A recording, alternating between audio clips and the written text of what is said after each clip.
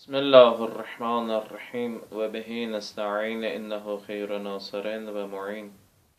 Sallallahu ala seyyidina Muhammed ve ehli beytihi tahirin.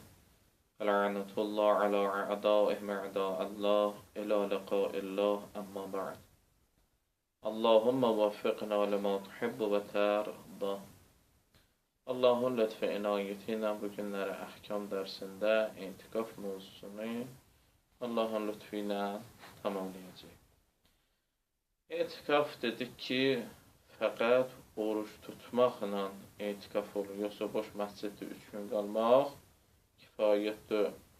Və dedik ki, əgər bir insan məsciddə 2 gün qalsa, 3-cü günü dərk eləsə, vacibdir o 3-cü günü artıq qalsın və o 2 günkü oruç tutubsa, 3-cü günün orucu ona vacib olur və etikaf olur.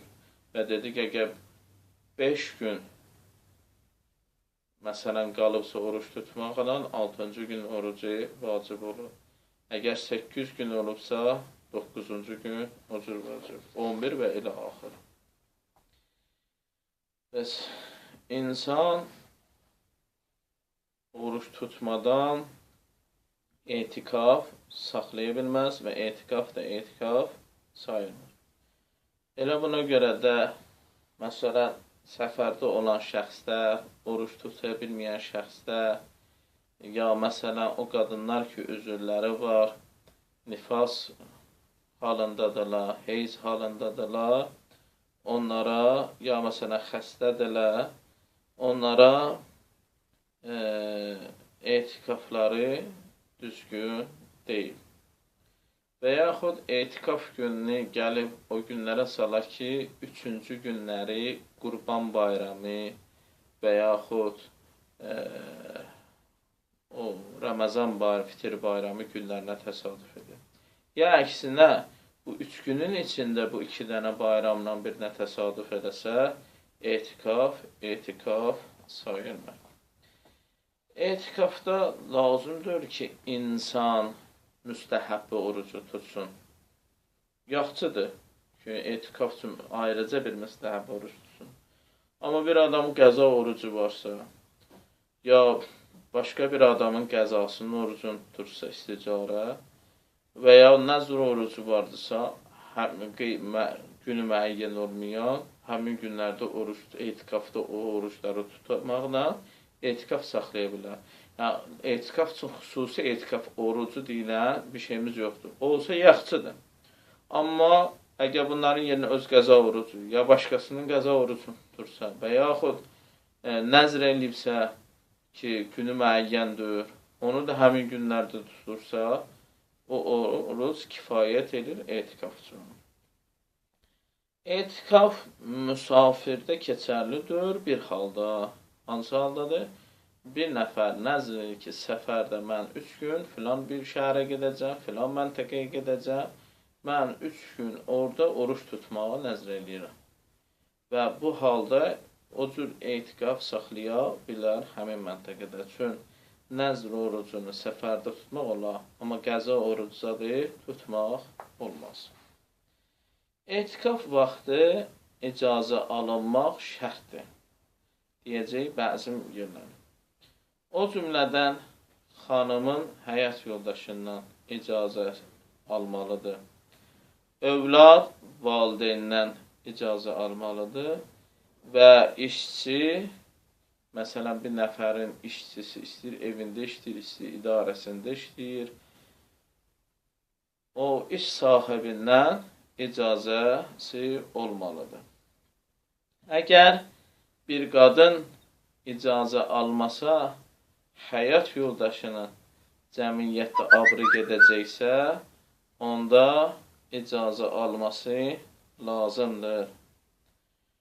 Övlad əgər icazə almamaqla etikaf eləsə, valideynlərin əziyyətinə səbəb olsa, narazılıqlarına səbəb olsa, övlad icazə alması şərtdir. Hətta birdən əziyyət olmasa, əziyyətə düşməsələr valideyn, onları, məsələn, zəhmətə salmasa belə bu işlə övlad, yenə də ehtiyat müstəhəb budur ki, valideynlər icazə alsın. O iş adamları ki, məsələn, işi tərk edib, gəlib 3 gün aşağısı etikaf edəcəklər və onu ilə işdəki mənfəət əldən gedəcək, bu halda iş sahibindən icazə almaqları etikaf üçün şərtdir.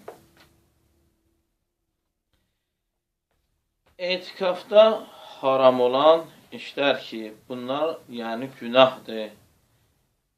Bu işləri hər kəs etikaf halında eləsə, haram iş görür. Onlardan biri budur ki, insan ləzzət qəsdi ilə ətir, iyli gülləri iyləməsi ləzzət qəsdi ilə haramdır. Alış-veriş eləmək, ticarət eləmək etikaf halında haramdır. Və yaxud məsələn birini icarə vermək, biri ilə sülh eləmək haramdır, ehtiyatı vacib əsasən. Və yaxud biri ilə dini ya dünyavi məsələlərdə bəhs eləmək, cədəl eləmək ki, belə ki, özünün üstünlüyünü göstərmək istəyir. Bu haram iş görür. Və şəhvət getirici hər bir iş, məsələn, indi deyərlər, məsələn də hökmdür bu da, gəlib. Deyərlər ki, məsələn, məsciddə elə şey olur. O, əgər deyilməsiydi, mümkündür, olardı. O, qədimdən bu yana deyilib, deyə artıq təsəvvür olunmur cəmaatda.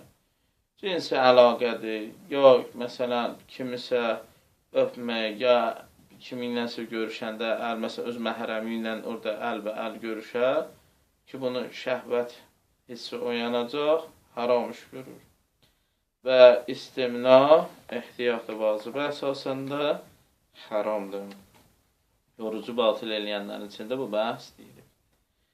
İndi etikaf nə ilə batıl olur? Etikaf nə ilə batıl olur?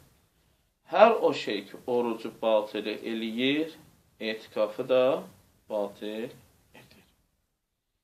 İkinci bir məsələ yazıblar, cinsi əlaqə hətta səhvən də olsa etikafı batıl edir.